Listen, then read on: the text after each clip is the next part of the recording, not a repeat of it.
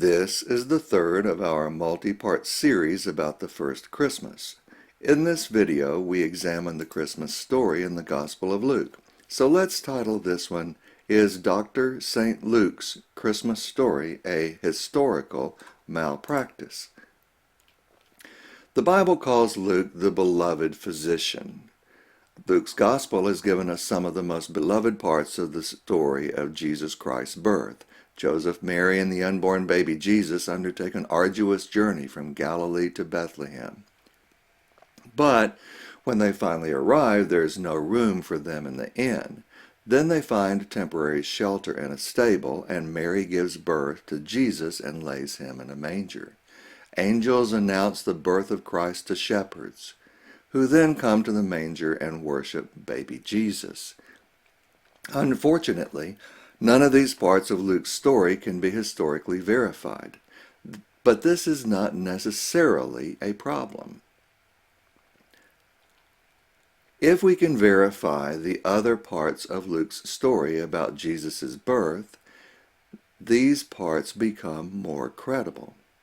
But if the other parts of Luke's story about Jesus' birth are proved to be wrong, it raises the possibility that the entire story may not be credible. This is actually a biblical principle. Jesus said, "Whoever can be trusted with very little can also be trusted with much, and whoever is dishonest with very little will also be dishonest with much." This is in Luke chapter 16, verse 10. So, if Luke is truthful and accurate about the things we can verify, it gives us confidence in the claims that he wants us to accept on faith. But the opposite is also true. If Luke is dishonest with us about the things that we can verify, it indicates that he is not a trustworthy person, and we should not place our faith in what he has written. So, how do we gather the information that we will need to determine whether Luke's Gospel is a reliable record of the life of Jesus Christ? Let's start by taking a brief look at St. Luke and the enormous influence he had on the New Testament and Christian beliefs. First of all, both of the writings attributed to Luke, the Gospel and Acts, are actually anonymous. These documents do not say who wrote them. This is very much in contrast to many of the other New Testament books, which go to great lengths to tell us who wrote them. This leads to the obvious question. If the writer of Luke's Gospel and Acts was confident about his historical data, why did he not give us his name, like the writers of most of the other New Testament books? Bible-believing Christian theologians have not been able to provide an answer to this question, even after 2,000 years of trying. There's not even enough discussion about this among Bible scholars to make a good video. So we will assume, for the sake of argument only, that whatever reasons the author had for not using his name, they do not affect the accuracy of the Gospel of Luke. This is obviously what conservative Bible-believing Christian theologians believe, so we are accepting without proof, and for the sake of argument only, the most favorable position possible for those who believe in the historical accuracy of the Gospel of Luke. We will also assume that Luke wrote the Gospel that bears his name, as well as the book of Acts. So, who was Luke? Luke wrote the Gospel of Luke and the Acts of the Apostles, we are assuming, but if he wrote anything else, it has not survived till modern times. Nobody knows what Luke looked like, but here is a very nice painting by James Tissot, so we'll use it in this video. Not much is actually known about Luke. He was a traveling companion of Paul and a physician. If you want more information, there is a nice Wikipedia article about him. Although we don't know very much about Luke personally, his influence on Christian theology has been enormous. Luke wrote more of the New Testament than any other author. This, of course, assumes that the books of the New Testament were actually written by the people that conservative Christians believe wrote them. Many commentators and apologists also claim that Luke is an excellent historian. This includes Christian archaeologist W.M. Ramsey, Bible commentator William Barclay, apologist F.F. Bruce, and many others. The author of the Gospel of Luke leaves no doubt about his own claims to his own accuracy. Not only does he say that his sources were eyewitnesses, he also claims to be able to communicate a perfect understanding of all things from the very first, and he claims to give the reader certainty about the things in his gospel. So where did the author of the Gospel of Luke get his information? If we look at his gospel, we can find some clues. The author of the Gospel of Luke does not claim to be an eyewitness to any of the events that are recorded in that gospel, although he does claim to have been an eyewitness to some of the events in Acts. Even conservative Christian scholars all have to admit that Luke was not an eyewitness to any of the events in the gospel that bears his name. As conservative Christian Craig Blomberg said, Luke's information was therefore entirely second-hand. So where did the author of the Gospel of Luke get his information? Modern historians have a large number of different sources. These include video and audio recordings, archaeology, forensics, libraries, books, periodicals, newspapers, magazines, digital articles, microfilm, fish, eyewitnesses, public records, personal items such as correspondence and diaries, and even hearsay such as rumors, second and third-hand reports, and verbal myths and legends. But for ancient historians, the number of sources was far more limited, and even those sources were very different from what we have today. The biggest reason was vastly more primitive information technology in ancient times. For example, one sheet of papyrus cost about a day's pay for a laborer. Today, paper is many thousands of times cheaper. And of course, modern printing presses are much faster than ancient scribes. And obviously, Luke did not have the internet. So even the largest library in the ancient world, the library in Alexandria, Egypt, would have a paltry number of books by modern standards. There are literally thousands of libraries in the world today that have more books and resources than the biggest libraries in ancient times. In addition, the Roman army destroyed all of the public records in Jerusalem when they conquered it in 70 AD, so if the Gospel of Luke was written after that time, public records in Jerusalem would be unavailable. Of course, Christians believe that Luke also had access to a source that most writers do not: divine inspiration. Documents which are divinely inspired are guaranteed to be perfectly accurate. The problem is that many religious writings claim to be divinely inspired. How do you tell which documents are inspired and which are not? The difference is that documents with errors cannot be divinely inspired. So, what does Luke say that his sources were? The Gospel very emphatically states that Luke relied on eyewitnesses. The first 3 verses of Luke clearly say that it is based on information obtained from eyewitnesses from the beginning, and having had a perfect understanding of all things from the very first. That claim, from the very first, is interesting to us because this video primarily discusses the first 2 chapters of the Gospel of Luke. Obviously, eyewitness testimony is very vulnerable to the passage of time. Even under the best of circumstances, memories fade and people die. This becomes especially important for the events reported in Luke chapters 1 and 2 because even the most conservative Bible scholars claim that it was written no earlier than 62 AD. Let's examine some of Luke's specific claims about eyewitnesses in chapters 1 and 2. The first 2 chapters of Luke contain 56 verses that quote someone word for word. This is indeed an impressive list of eyewitnesses. The large number of quotation makes it very clear that the author of Luke wants the readers to believe that he used very reliable sources, although he does not tell us what those sources are. As previously stated, Bible scholars disagree about the date of the Gospel that the Gospel of Luke was written, a disagreement which has a profound impact on the possibility that he could use eyewitnesses for sources in chapters 1 and 2.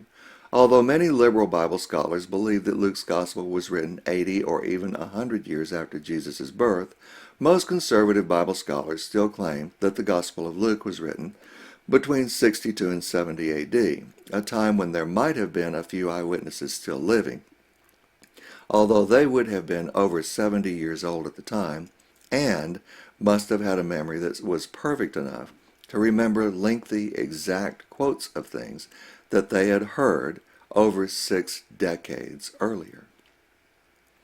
But is it even possible that the Gospel of Luke could have really been written between 62 and 70 A.D.? Let's take a closer look at Luke's introduction in chapter 1, verse 1. It claims that many people had written about Jesus' life before Luke wrote his Gospel. What other writings might he be referring to? Here is a list of the Gospels that made it into the Bible and a partial list of those that didn't. Many of the non-biblical Gospels were written more than 100 years after Jesus is believed to have been born. If Luke is correct when he says that many Gospels were written before his, this strongly implies that Luke was written much later than the other biblical and some of the non-biblical Gospels, which would be over 100 years after Jesus' birth when eyewitnesses would no longer be alive. We are not going to speculate on exactly when Luke's Gospel was written, but this leads to an interesting question. So the writer of Luke repeatedly quotes supposed eyewitnesses, but the very first verse of the Gospel of Luke explicitly says that he wrote his Gospel after many other people had written theirs, strongly implying a much later date when all of the eyewitnesses were dead. This is especially a problem for chapters 1 and 2, which occurred about 30 years before the rest of the Gospel. The dictionary defines malpractice as dereliction of professional duty or a failure to exercise an ordinary degree of professional skill or learning. So, has Dr. St. Luke committed a historical malpractice? We hope that we have given you enough information to make an informed decision. Are there other historical malpractices in Dr. St. Luke's Christmas story? Let's take a look and see what we can find. The first 2 chapters of the Gospel of Luke mention 3 historical dates which can be independently verified. Luke 1:5 says Herod was king of Judea. Luke 2:1 and 2 mentions 2 historically verifiable events. There was a census, and Quirinius was the governor of Syria. So, if when Herod was king of Judea, there was a Roman census, and Quirinius was governor of Syria, the first 2 chapters of the Gospel of Luke may be historically trustworthy.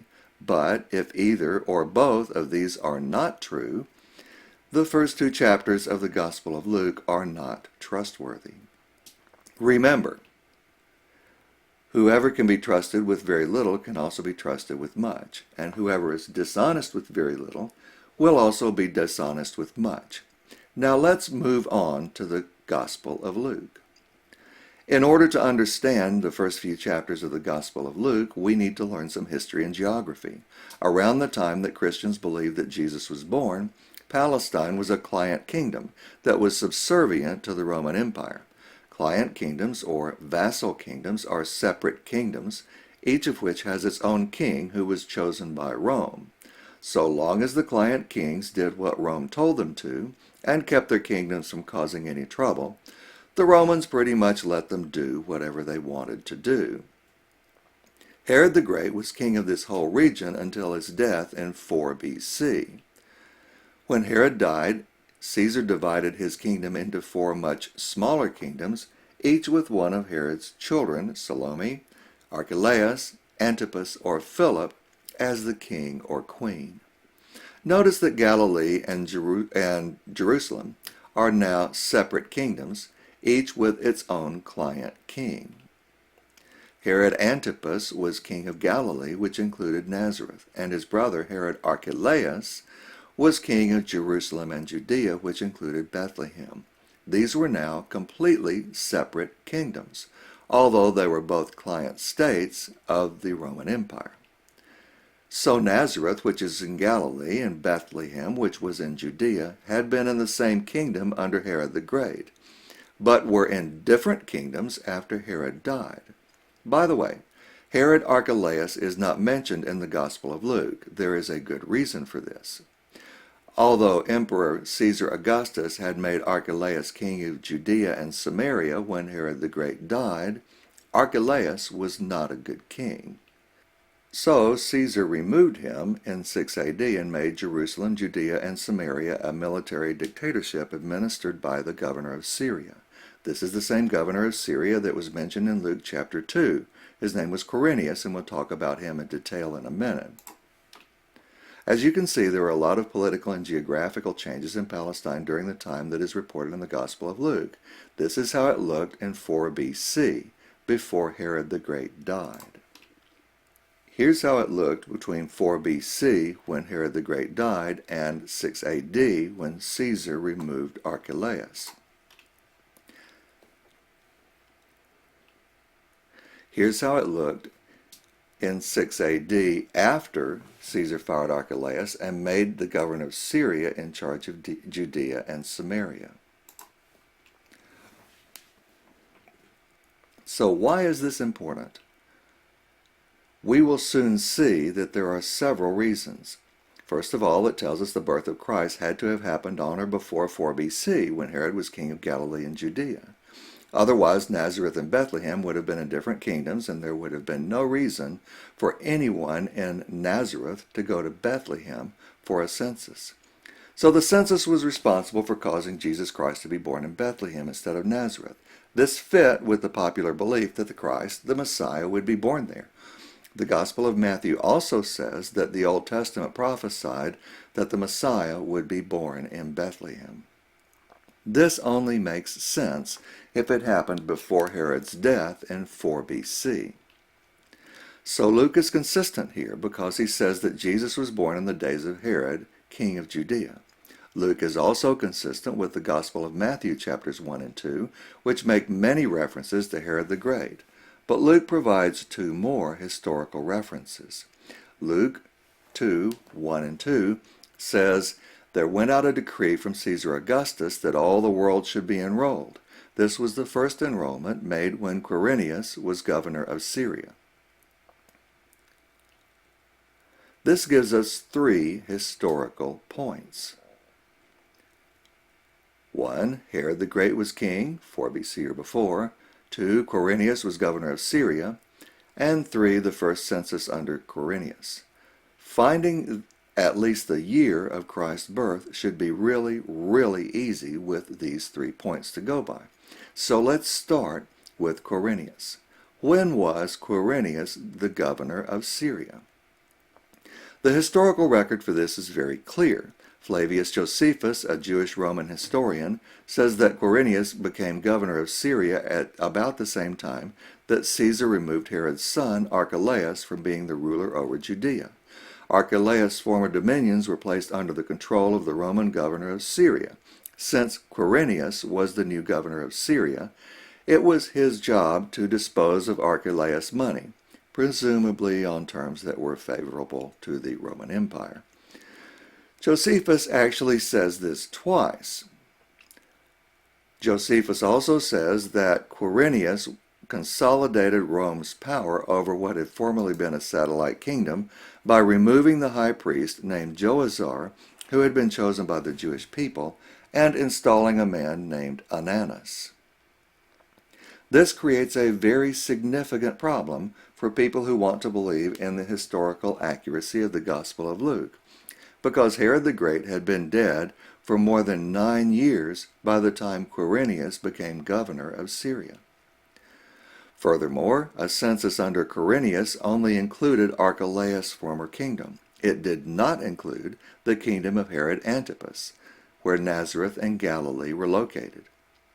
So anyone living in the kingdom of Antipas, which included Nazareth and Galilee, would not have been affected by the census under Quirinius because it only affected Judea.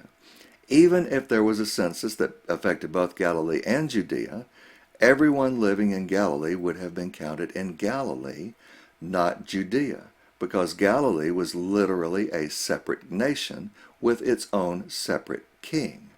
If Jesus was born in 6 AD, he would have been born in Galilee, not Bethlehem. So, what do Christian scholars say about this? Well, most liberal Bible scholars simply state that Luke made a mistake. Conservative Christians reject this idea because they believe that the Bible cannot contain any errors. So what do conservative Bible-believing Christians say? Conservative Christians claim that Quirinius was governor of Syria twice, once during the reign of Herod the Great and a second time after Archelaus was deposed by Caesar. Let's look at the evidence for this claim. There's nothing wrong with your computer. This screen is blank. There is no evidence for conservative Christians' claim that Quirinius was governor of Syria more than once. So, if Quirinius was not governor of Syria when Herod the Great was king, who was? History has provided very good records of who the governors of Syria were during the last 20 years of Herod's reign. Marcus Vespasianus Agrippa was governor from 23 to 13 BC. Then Marcus Titius was governor 13 to 9 BC. Gaius Sentius Saturninus from 9 to 6 BC. And Publius Quintilius Varus from 6 to 4 BC. Even F. Bruce, a conservative Christian apologist, admits that, quote, "We have, however, a continuous record of governors for Syria for these years, which leaves no room for Quirinius." So if Quirinius was not governor of Syria, what was he doing from 6 to 4 BC? Quirinius was leading several Roman legions that were fighting against the Homonadenses, a rebellious tribe that lived in the mountains of the Roman provinces of Galatia and Cilicia. I have marked these provinces with blue arrows. Quirinius was over 100 miles away from Syria, and he was very busy fighting a war. How do we know this? Once again, the historical record is clear. We have at least 4 historical and archaeological confirmations. 2 different ancient Roman historians, Tacitus and Strabo, confirmed that Quirinius led a Roman army against the Homonadenses.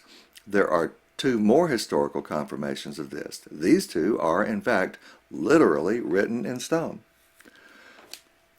To understand the significance of the other 2 confirmations, we need to go over a little more historical geography. The map on the right is the same as the map on the left, but with different arrows. The arrows on the map on the right point out that there were 2 different cities named Antioch. One was in the Roman province of Galatia in the region of Pisidia, which this video will call Galatian Antioch, and the other one was in the Roman province of Syria, which we will call Syrian Antioch. This distinction is very important because some Christian writers are confused about this, which causes them to say things that are not true.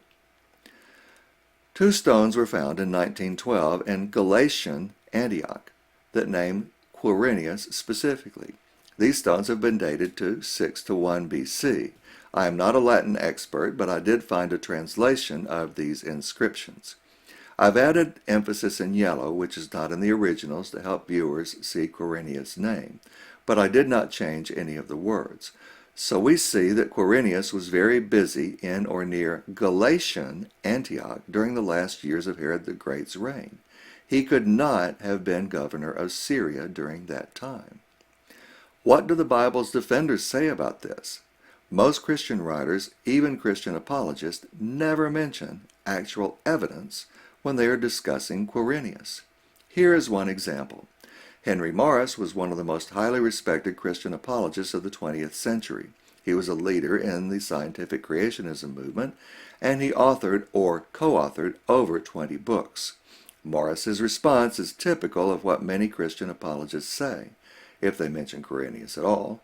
In the Defender's Study Bible, he says, quote, Quirinius or Cyrenius was made governor of Syria in 4 BC as confirmed archaeologically.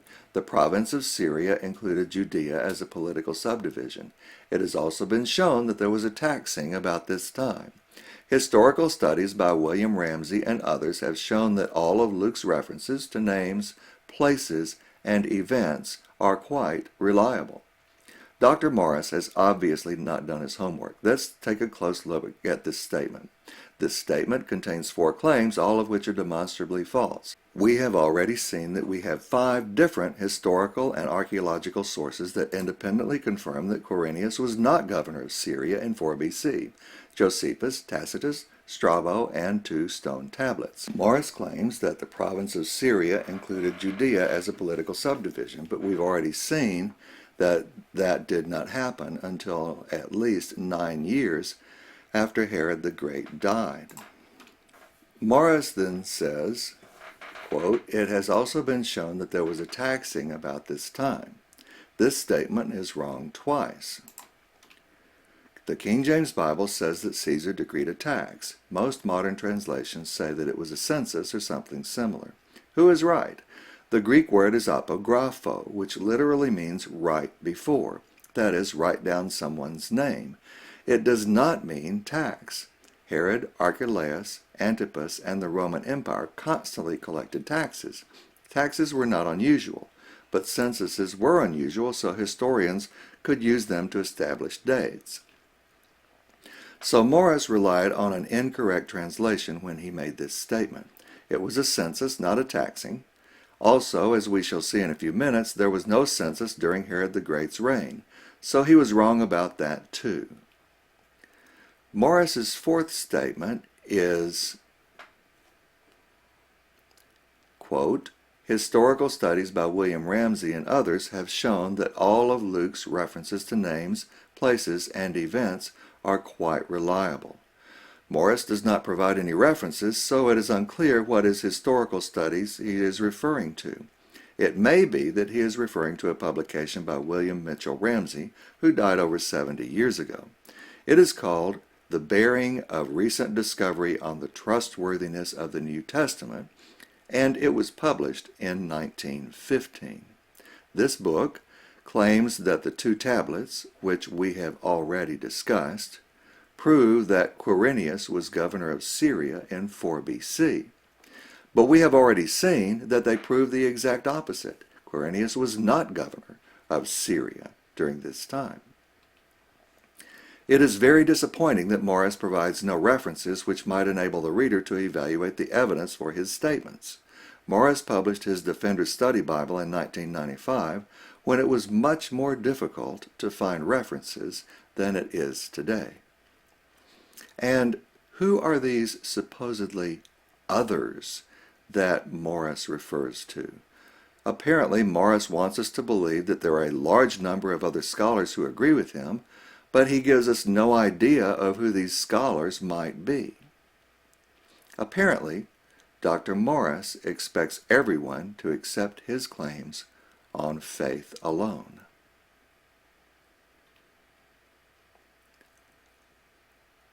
So, does any Christian apologist actually try to discuss the evidence that Quirinius was governor of Syria when Herod the Great was king? I did find one reference in Evidence That Demands a Verdict by Josh McDowell. He says, quote, "We find evidence that Quirinius was governor of Syria around 7 BC. This assumption is based on an inscription found in Antioch ascribing to Quirinius this post. As a result of this finding, it is now supposed that he was governor twice, once in 7 BC and the other in 6 AD. McDowell then states that this information came from page 160 of a book called Prophets, Idols, and Diggers by John Elder, which was published in 1960. So, what did Mr. John Elder say? Quote, "At the city of Antioch in southern Galatia, an inscription was uncovered in 1912, was found to bear a number of names by which its date can be fixed as somewhere between 10 and 7 BC. It bears the name of Quirinius, identifies him as prefect, and records his election to the post of honorary duumvir, or magistrate. in recognition of this victory over the Homonides, and proves that Quirinius was in the area as a commander at this date. He may, of course, have been twice in the district, or perhaps Josephus was in error in placing his arrival at AD 6.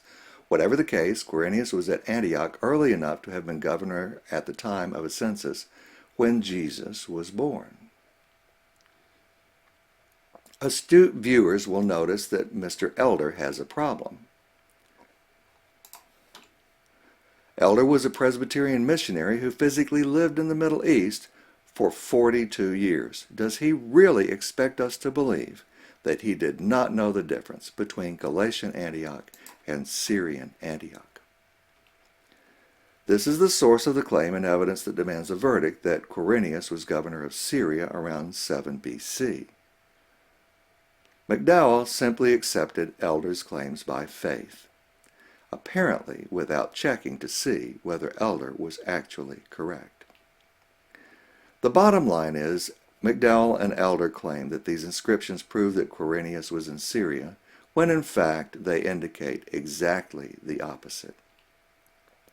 I want to briefly mention one other inscription. I found one or two obscure Christian writers who mentioned an inscription called the Titulus Tibernitus as evidence that Quirinius was governor of Syria more than once. The problem with this inscription is that it does not mention Quirinius, its description does not fit Quirinius, and it does not say that anyone was governor of Syria more than once. If you are interested in learning more about this inscription, there's a very nice article on it. I've displayed the link to the article at the bottom of this screen. This article is quite good, so I won't discuss this inscription any further in this video. So, the Gospel of Luke clearly says that Quirinius was governor of Syria when Herod the Great was king of Judea. But we now know that we have very good historical documentation that there were 4 different Roman governors in Syria during the last 20 years of Herod's reign, and Quirinius was not one of them. We know that even Christian apologists, such as F. Bruce, admit that this is a problem.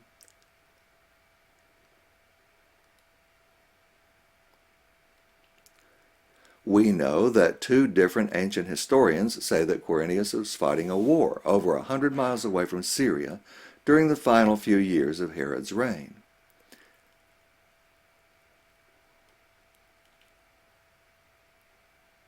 We know that 2 archaeological finds also place Quirinius in the same war at the same time.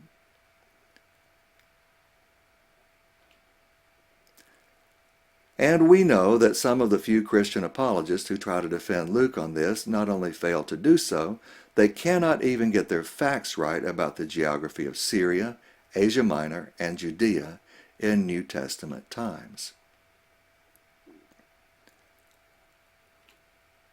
So, has Dr. St. Luke committed another historical malpractice? We hope that we have given you enough information to make an informed decision.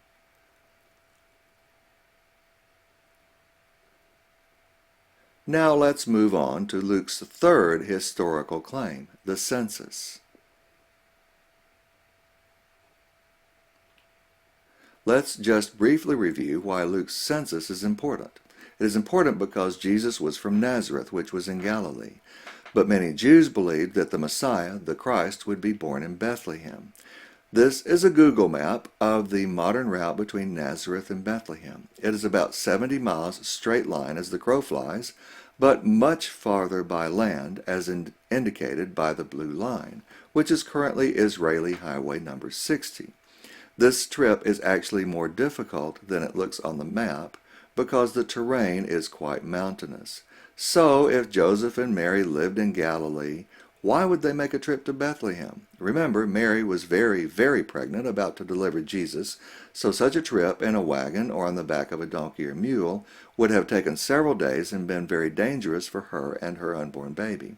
That's why the census is important. If there was no census, there was no reason for them to be in Bethlehem, and a very, very good reason for very pregnant Mary not to be. Conservative Christians agree with this. For example, Matthew Henry said that Providence, God, so ordered it that this census brought them up from Nazareth in Galilee to Bethlehem in Judea for the fulfilling of Scripture. If there was no census, then Joseph and pregnant Mary would not have undertaken this long trip to Jerusalem, and Jesus would have been born in Galilee.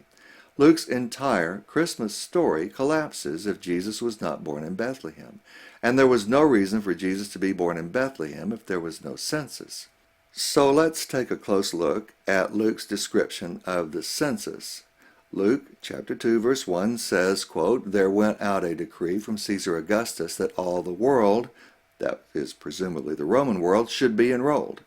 We run into problems right away because the census that Augustus ordered Quirinius to perform only involved Archelaus' old kingdom, not the entire Roman Empire. In fact, there is no evidence that Caesar Augustus ever ordered a census to be performed in the entire Roman Empire. Many conservative Christians admit this. For example, the Apologetics Study Bible says we have no evidence that Augustus ever issued a decree resulting in an empire-wide registration or census.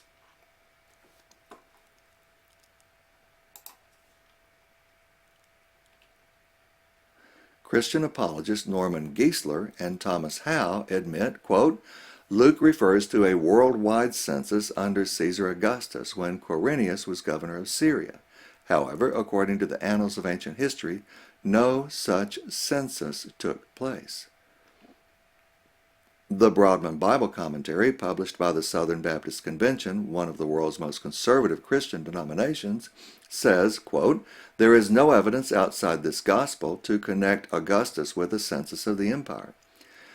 A simultaneous empire-wide census seems ruled out by extant historical notices." We know an awful lot about the reign of Caesar Augustus, and there's not one bit of evidence that he ever ordered a census that involved his whole empire. In fact, as we shall soon see, the area of the census referred to by the Gospel of Luke, which is ordered by Caesar Augustus, included only the area in green at the lower right of this map. This was only a small fraction of the whole Roman Empire. The disturbing part of this is that the author of the Gospel of Luke could have easily checked public records to verify whether Caesar Augustus really did decree a census that involved the whole Roman Empire.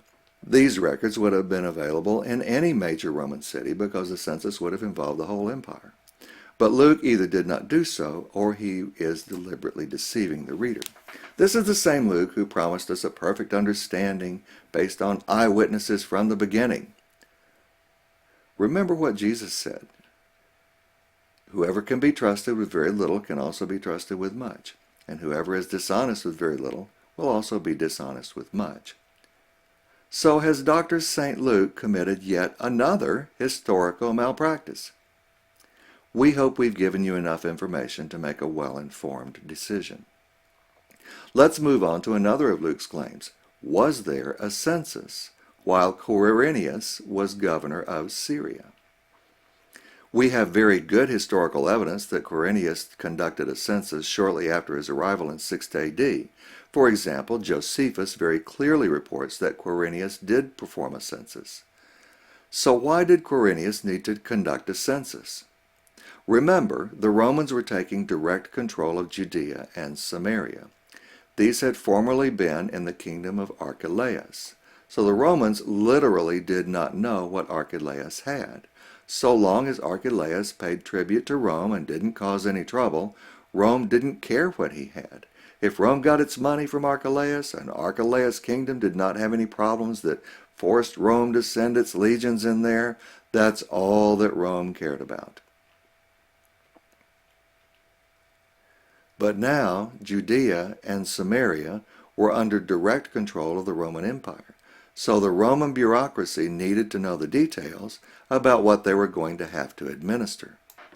However, the census of Quirinius could not be the census that is described in the Gospel of Luke.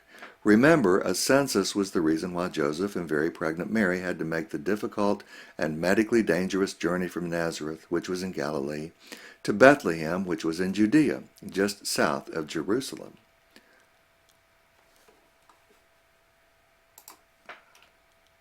Galilee and Judea were politically separate by the time Quirinius conducted his census in Judea and Samaria.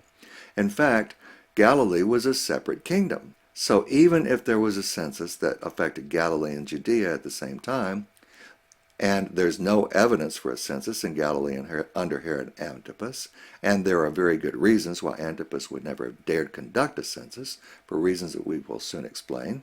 But even if there was a census, Mary and Joseph would not have traveled to Jerusalem. They would have been counted in Galilee, because they were subjects of the kingdom of Herod Antipas, king of Galilee. Josephus gives us another reason why Quirinius' census cannot be the census described in the Gospel of Luke. He says that Quirinius' census caused some Jews to start a rebellion. Why would a census start a rebellion? Because participating in a census was against Jewish law.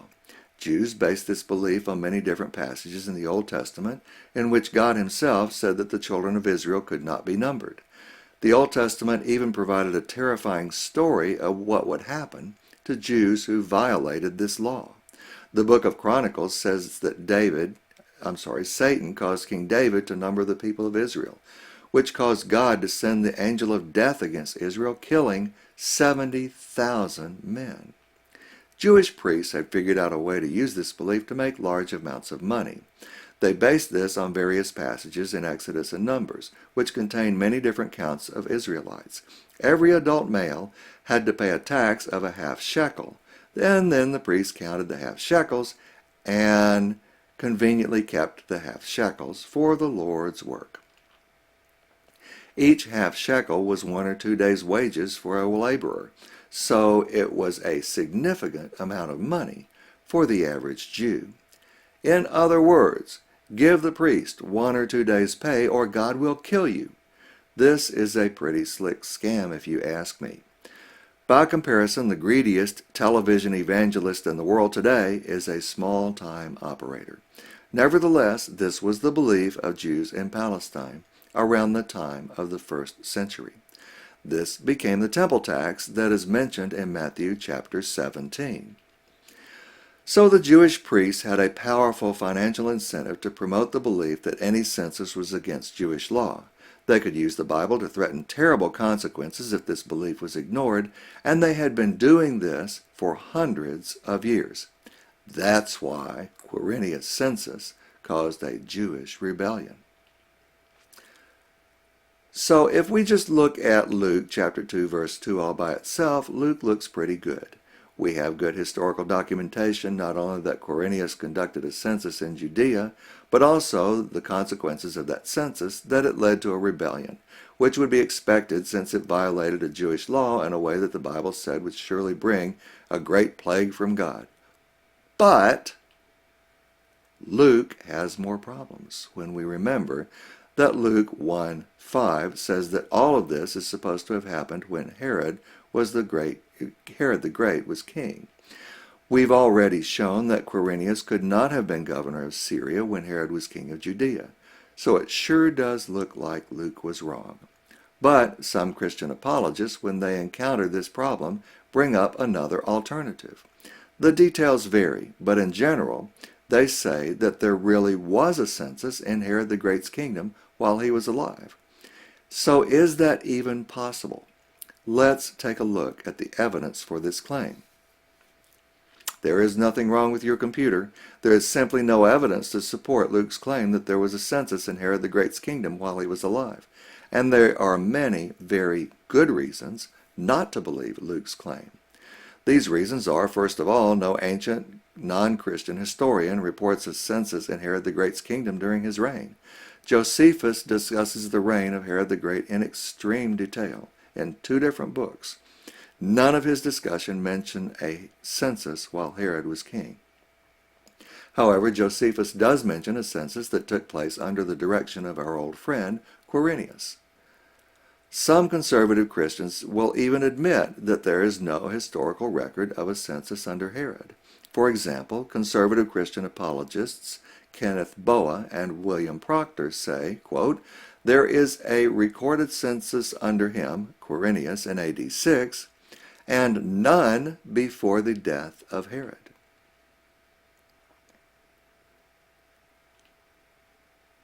Second, a census was unnecessary because Herod's kingdom was a client kingdom of the Roman Empire. So long as Herod paid tribute to Rome, did what Rome told him to, and didn't cause any trouble, Rome did not care how many people he had. Third, a census would have led to a rebellion because it violated Jewish law. There is no historical record of such a rebellion. So we see that there is simply no evidence whatsoever that there was ever any census while Herod the Great was king. No reason to do a census, and there was a very good reason why Herod would not want to do a census. But Luke's defenders have one more rabbit to pull out of their hat. When all else fails, Christian apologists are going to claim that the translators translated the Bible incorrectly. They admit that Quirinius was only governor of Syria once, but all of the Bible's translators are all wrong. Luke chapter 2 verse 2 should not say when Quirinius was governor of Syria. It should say before Quirinius was governor of Syria. This claim, usually made by apologists who don't know anything about the ancient Greek language, dies a well-deserved death because of the inconvenient fact that the ancient Greek manuscripts do not say before. They say when, which can also be translated while. Don't take my word for it. Here are 12 different translations of Luke chapter 2, verse 2. These include the most widely used and respected English translations available today. Not one of them says before. These translations represent many, many hours of diligent labor by large numbers of linguists and manuscript experts who have devoted their entire lives to studying the ancient Greek language and ancient Greek manuscripts of the Bible. Apologists who claim that this really means before are simply wrong, and they are being very dishonest about it. There is one other so-called explanation of Luke's census. It's really absurd, but there's a YouTube video where some guy talks about it, so I feel like I have to respond to it. The basic idea is that the census started during the reign of Herod, but it took over 10 years to complete, and it was not finished until Quirinius was governor of Syria. This contradicts the historical record. It assumes that the census was so urgent that very pregnant Mary would be compelled to go from Nazareth to Bethlehem, but then suddenly became so non-urgent that it took another 10 years to complete. The Romans were very efficient. In a small territory like Judea, they would have completed a census in less than a year, which in fact they did under Quirinius in 6 AD. And last but not least, a census which took 10 years to complete would have yielded no useful information because births and deaths would occur in large numbers during that long time interval. So, was there a census when Herod the Great was king of Judea? No ancient historian except Luke reports a census in Herod the Great's kingdom while he was alive. A census was unnecessary because Herod's kingdom was a client kingdom of the Roman Empire. A census violated Jewish law, which was enforced by Old Testament threats of God killing tens of thousands of Jews.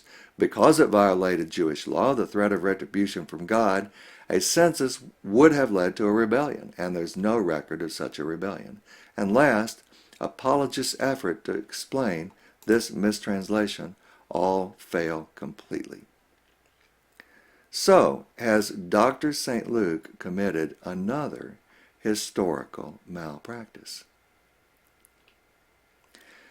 Is this really a big deal? Yes, it is. Luke's accuracy about Quirinius and the census is a very big deal.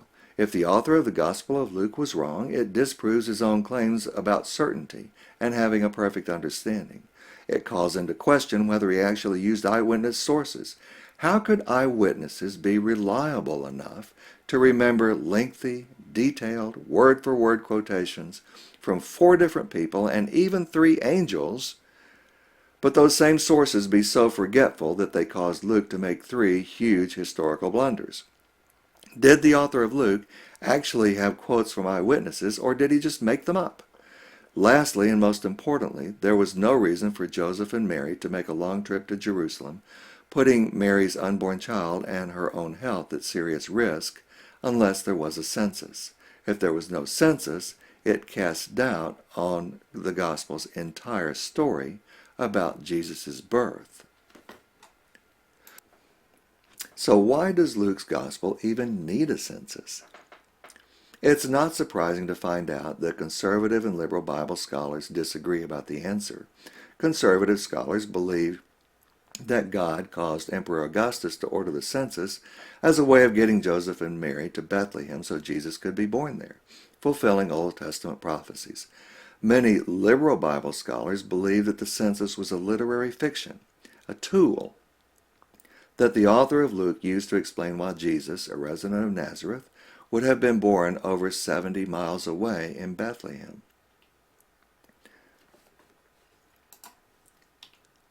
If the liberal Bible scholars are right, Luke lied. We appreciate you sitting through this long video. Let's just briefly sum up the issues that we've discussed. 1. Luke claims to have used the testimony of eyewitnesses, but also claims that many other people had already written about Jesus' life, strongly implying a late date when all of the eyewitnesses to Jesus' birth would be dead. By the way, if Luke did write his gospel after the eyewitnesses were dead, it would explain why he made all of the other mistakes described in this video. 2. Luke claims that Quirinius was governor of Syria while Herod the Great was king. But historical and archaeological evidence says that these events were at least 9 years apart.